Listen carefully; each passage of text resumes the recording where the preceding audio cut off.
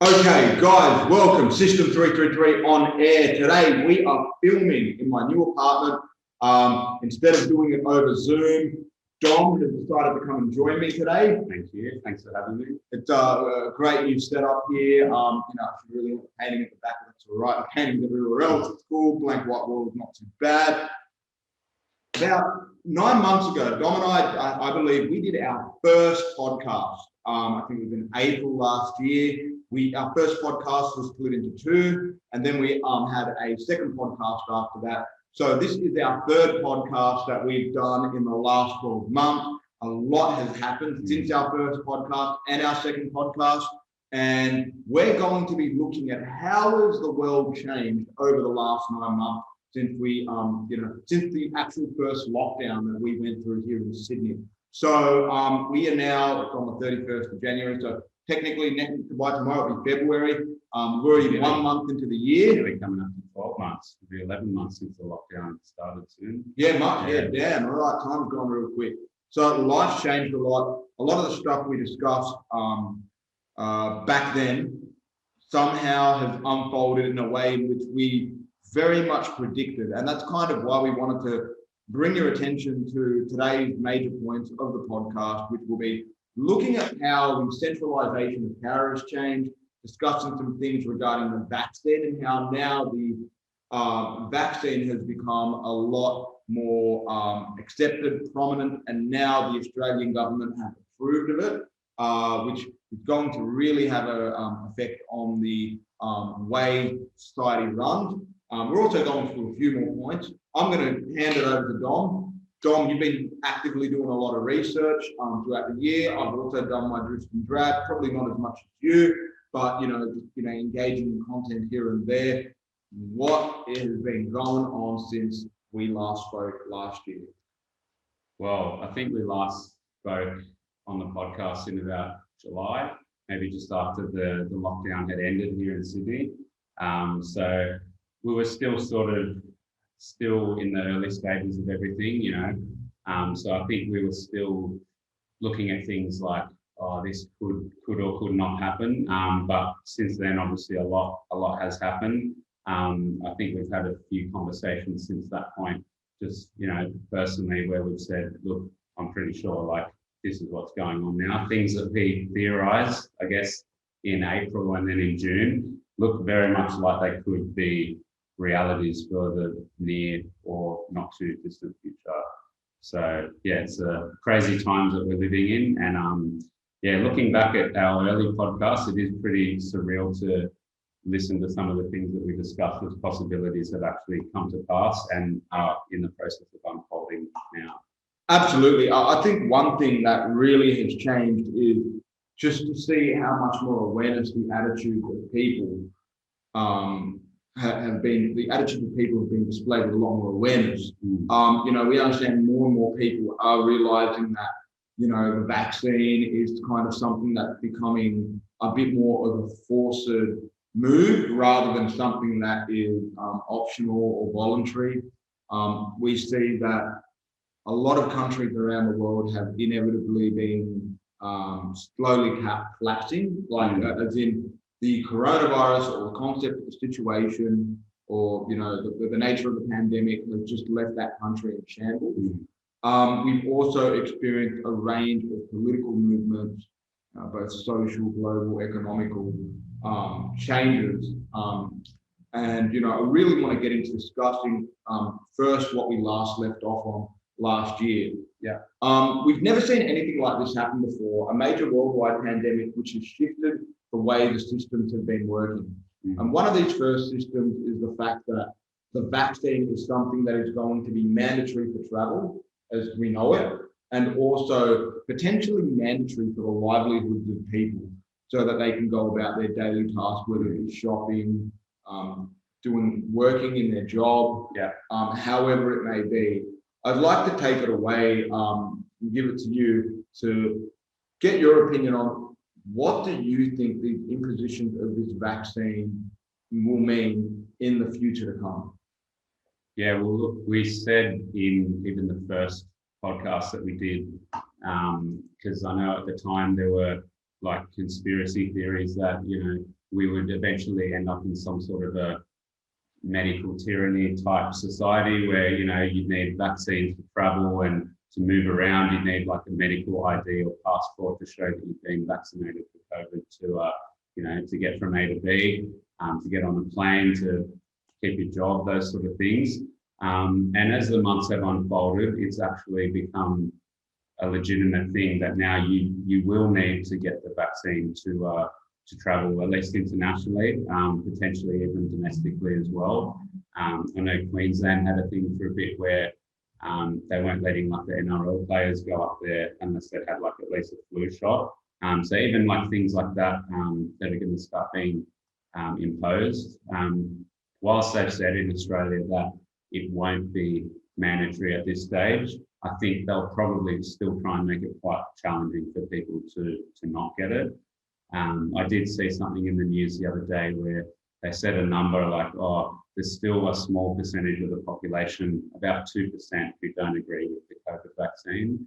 And I was like, what? Like, how do you get that number? Like, they haven't interviewed everyone. Yeah, like I think that from people I speak to, I think there's more people worried about it than not, especially when you hear the things that have been happening, like in Norway, like a bunch of people died and they kind of just sort of dismissed it. Now in some countries like Germany, I think they're saying that they shouldn't be giving the vaccine to people over 65. And it just kind of raises a few alarm bells with people that are over 65 are in danger of something happening to them by taking it, then shouldn't the rest of us be in some sort of danger of taking it? And I just think there's more people now looking at the facts and the figures and saying, like, hang on, they spent years trying to develop a vaccine for this specific thing.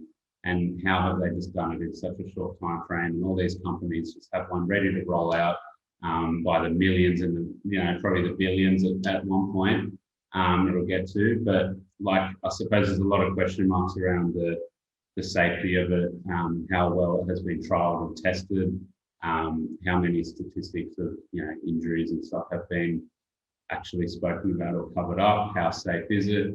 So I think, look, there are people that are sort of questioning this, and I do think that it is going to largely become a part of our day-to-day life, where we are going to find that people either have it or they don't, and they either get to do things or maybe they don't, something like that. Yeah, so essentially what I see is, in what you just said, is that the imposition of the vaccine may restrict freedom, and it may create a profile in which humans can only do things under the pretension if they had the vaccine. Now, I want to take you into saying this, man, like it's going to be funny to say this on the podcast, because, you know, I don't want anybody here thinking that I'm saying this because I'm pushing, what's it called, apocalyptic scripture, or, you know, some type of, I guess, revelation of fear. But, you know, I mean, call it what you want. I'll say it the way it fucking is on camera. I'm pretty sure, and I read this back in 2006, all right? I mean, I was studying this when I was in high school, long before the internet was like, I mean, the internet was mainstream then, but YouTube really only started taking off from 2005 onwards. So I'm saying I really got into, you know, apocalyptic scripture, and this whole mechanism of how the world is turning out has reminded me of what I read in Revelation on the Mark of the Beast, okay? I spoke about the Mark of the Beast on my podcast with Daniel John Allen, the number 666. And, you know, our last one as well. It was also in our one too. You know, it's something that, okay, so I don't give a fuck who judges me for saying this, but I reckon no man may be able to buy or sell save that he had this mark. The mark of the vaccine, it's a vaccine. It's like, it's going to, you know, how are they going to track people? Well, they're going to have to track people for the medical vaccine. No man may be able to buy or sell. You may only be able to enter shopping malls with it, right? The only way you can travel is with it, right? Maybe the only way you can work a job is with it. This stuff is freaky, man. This stuff is freaky because, look, I'm not anti-vaccination completely. I think there are some vaccines that just aren't called for, like that you probably won't need it in the grand scheme of things. But I think the nature that this vaccine has become a cornerstone into the future of our civilization. It's almost like it's a forced acceptance of it. The forced acceptance, they're just like pushing it out, like, oh yeah, this is just normal. You're going to be taking it, kind of thing. And I am, not a supporter of things where people have to be forced for the greater good of some major pharmaceutical companies pledge for sales, right? It's all a sale at the end of the day, it's a medical arms race, right? And then also having that degree of control of data over individuals, right? That is something that I think is a big worry, a big concern, and it's really a restriction of freedom, right? In that sense, I have my own reasons for why I personally wouldn't take the vaccine. I won't discuss that too much on this podcast, because what I want to actually get into is, let's hypothetically say, under the pretension that the vaccine is all good and safe, right? Which it could be, right? I'm open. I'm not closed-minded on that. It could be, okay? But I just think highly probably that it isn't, right? There are videos out there of people wigging out on the vaccine. I saw a video of a lady where the lady's mum was just like in the doorway, like kind of having like a fit. There was a nurse that took it that passed out afterwards, and they just tried to brush it off, like, oh, she frequently passes out, it's all right, kind of thing. But you don't know that. And there's so much more data out there that we don't have access to that probably would have been swept under the rug.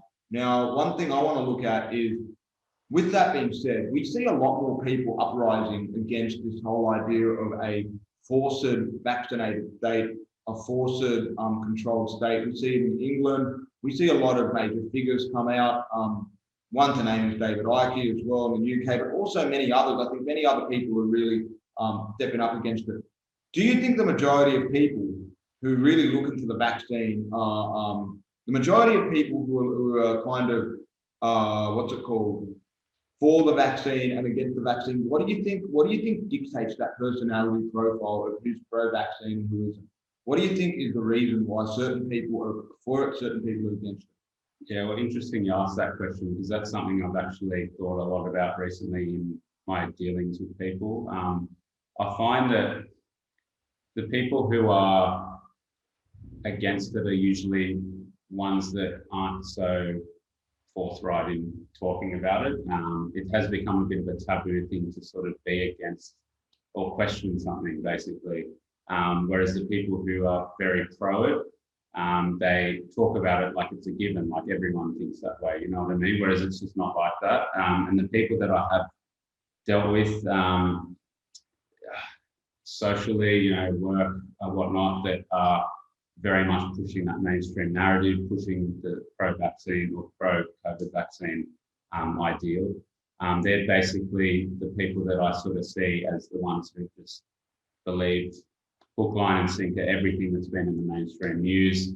They haven't done any sort of external reading or research themselves into the dots that can connect all these question marks regarding all of this stuff. They're definitely like something that David Icke calls like press enter people, where basically they just do as they're told. They deliver the narrative of the elite and all that sort of thing. And I find that people who are very much questioning it are definitely people who I find have that sort of nature about them. They're more questioning of things. They're more introspective people. They have a bit more awareness about what's going on around them, rather than just sort of hearing and repeating what they've heard in the news. So that's the dichotomy, I think, comes down to the people who are very much like vocal about being pro the COVID vaccine, and those who are maybe questioning it. Yeah, I think there's definitely certain avenues to look at. So I'm going to remove the biblical aspect of it out of it, right? I think the biggest thing is you're putting an external agent in your body, right?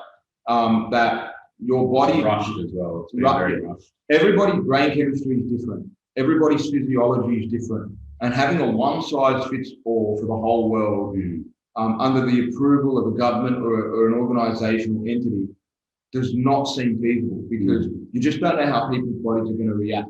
Now, I think if we look at it more from an objective standpoint, what the makers of the vaccine or the I guess those who intend to have the result of the vaccine, who put together the hypothesis, done a trial and error, want the equal outcome for all people, which means they want to bring people all on that same frequency of what the vaccine is, right? So it doesn't matter whether you're a tradie, you work a corporate job, whether you are a single mum, whether you are a CEO, whether you are a actor, doesn't matter who you are, whether you're 65, whether you're 21, all demographics must fall under this chemical compound. Centralizes everyone. That's the centralization of power. The centralization of power to control of people's health, right?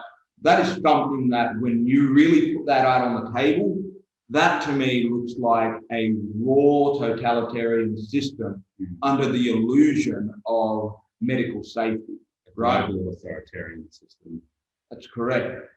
Now, with that being said, okay, in the component of how things are going to really plan out this year, okay, we've seen now that America have had a lot of strife.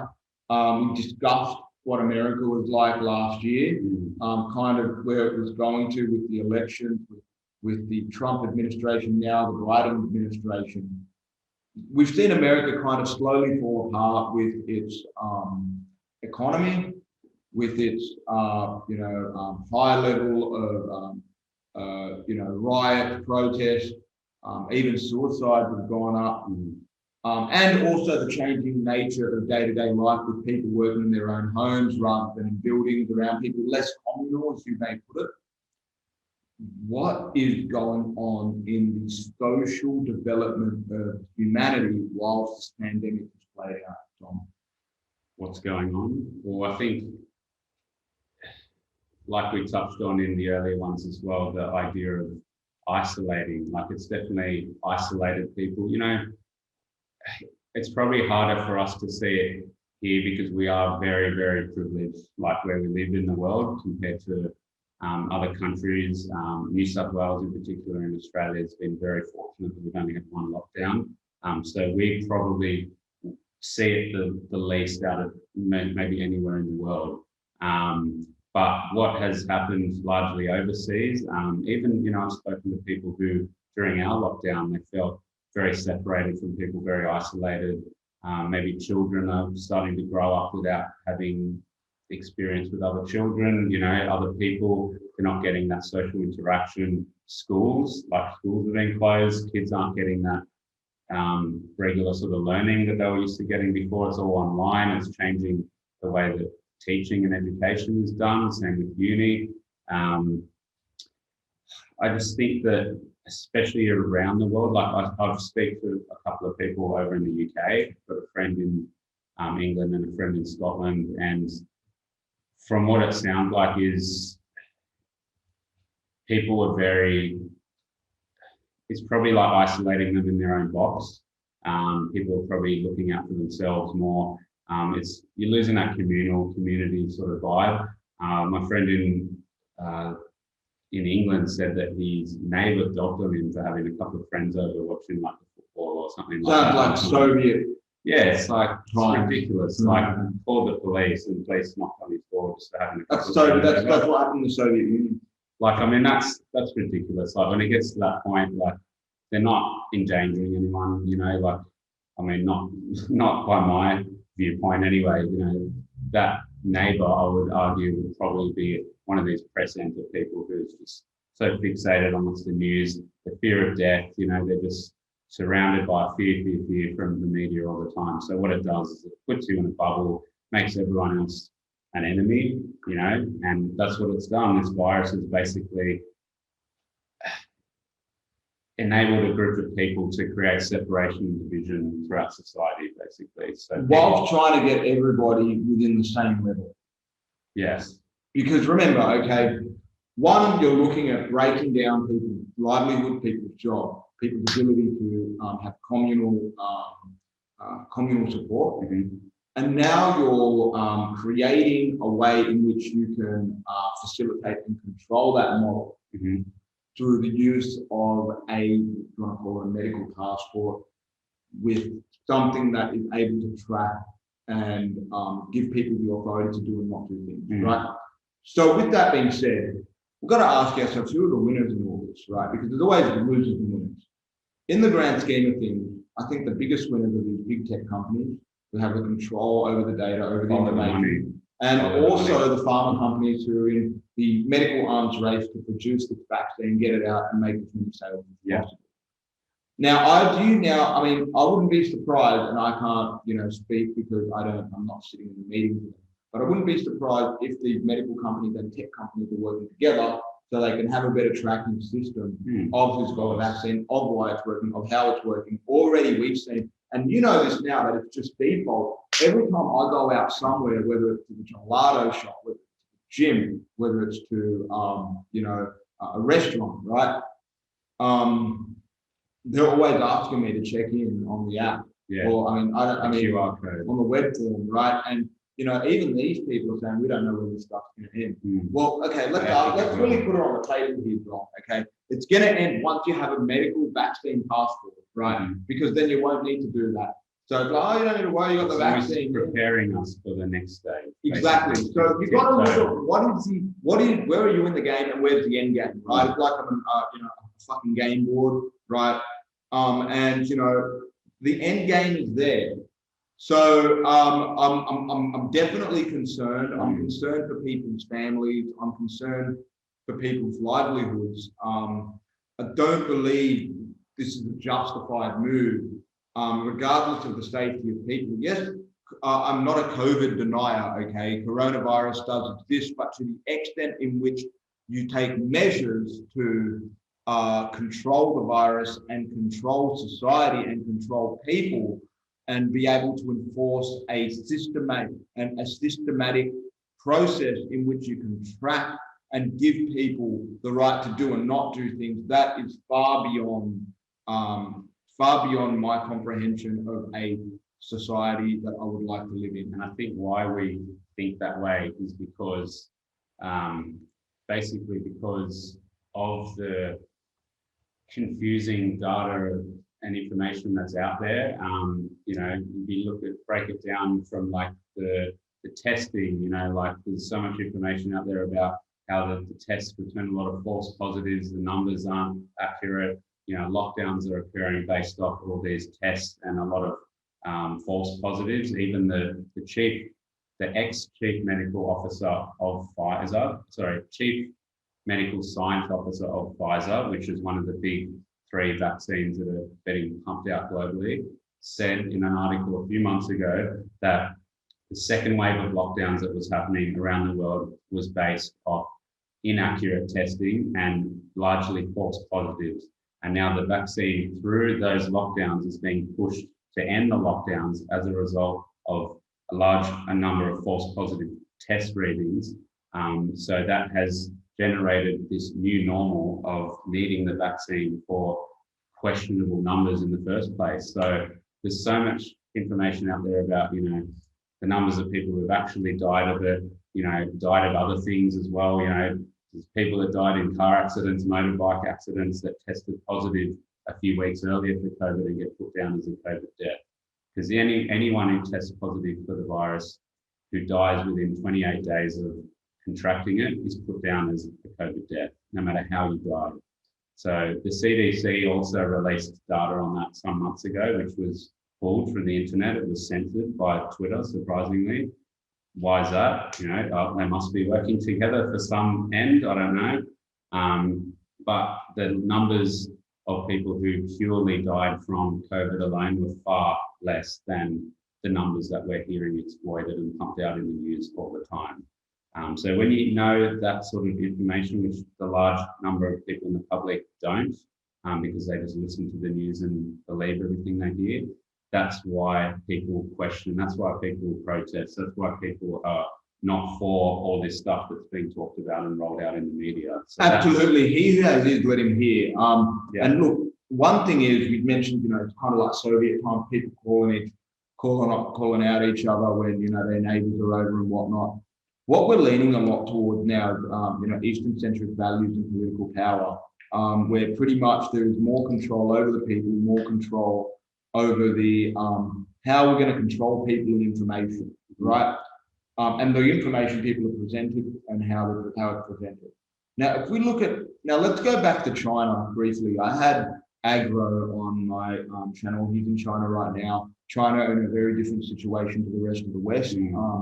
They have a very advanced model in regards to population control, in regard to systemizing human movements, right? And by that, I had a friend tell me even the other day that in China, you can't do anything without being filmed. And if they want to get you for something, even if you've done something wrong, they just have to roll the film to find where you were and catch you out. Only a matter of time, correct. So with their current situation, you've read a bit about China. I've had Agro on here talk a bit about it, their situation. Life seems to be going on about as normal there, but there are quite a few things that you've read. What have you found out about China? Yeah, well, like what was presented to us in the news was that things had largely gone back to normal there. I have a client who is from China, and he told me before going back there, he said everything in China was back to normal, had been for some time.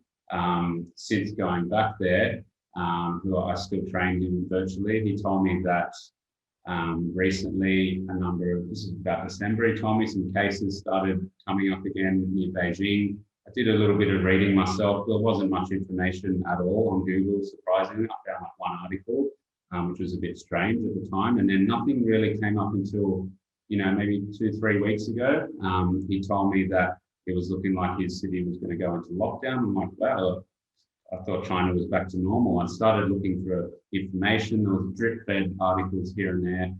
So basically, what's happened is a few cities around Beijing have gone into like this authoritarian lockdown again, like they did last year. And he told me that everyone in these cities, so millions and millions of people, have to report for daily testing, every single person, every single day, have to isolate for the rest of the day till they get the results.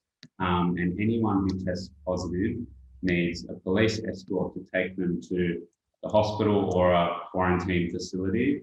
And I read an article that showed all these buildings of new quarantine facilities that have gone up in a few days, basically for positive cases and close and secondary contacts of those positive cases, which is quite scary when you think about it, like that they're going to that extreme to contain something that anyone who tests positive for something that they may or may not have based off the testing.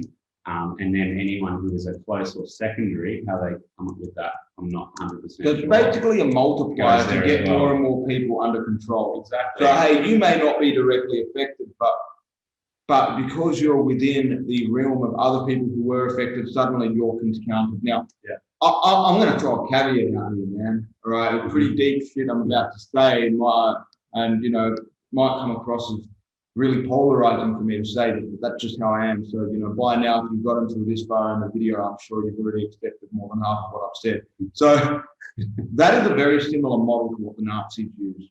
Jew and, any African Americans or Africans, actually. You had homosexuals, transgender. I don't think there was much transgenderism back then into that, maybe cross-dressers.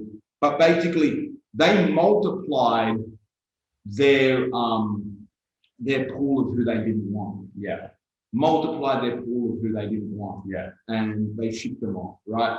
It started off with one group, became other groups and other groups, and only kept a strict amount of people they wanted. Mm-hmm. I won't say this isn't an identical process to what you just mentioned, but it's very similar if we look at the exponential numerical value of what they're trying to do. Yeah. And that's scary. That's definitely scary. It is. So, ultimately, how are they going to single out the groups here? If they were to run something like this, this is China. If they were to run something like this in a Western country, would you say that the vaccine will be that first way of illustrating who's fit for society? You mean the people who received the vaccine? The people who receive the vaccine, they'll be more protected according to the government. The people who don't, they'll be separated off like some of these other people who've been taken off. Well, if you believe that it's effective, then yes. But then there's those who believe that, you know, the vaccine is something else and that it's not going to lead to positive outcomes. So I guess it's what angle you come from on that one. But look, I think a quote that I heard some time ago was that if you want to see what's planned for the West, look at China today. And basically everything we've seen through this pandemic is that China has incubated like this test model or a test run for the rest of society and the rest of the Western world. We saw in December, January, February, how China handled it. We kind of got like a B-graded version of it, the rest of the world. So nowhere else really handled it as extreme as China.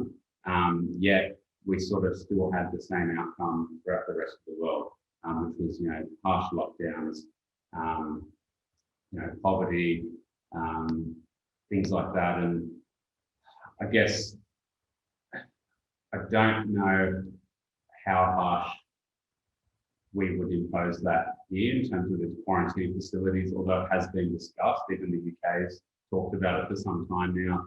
The US, it wouldn't surprise me under Biden now if they do things like that. I'm not sure what would happen here in Australia. I do feel like we're a little bit segregated and separate from that sort of Chinese model.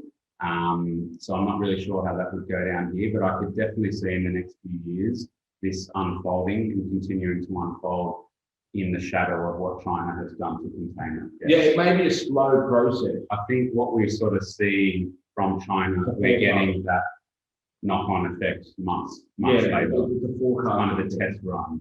Yeah.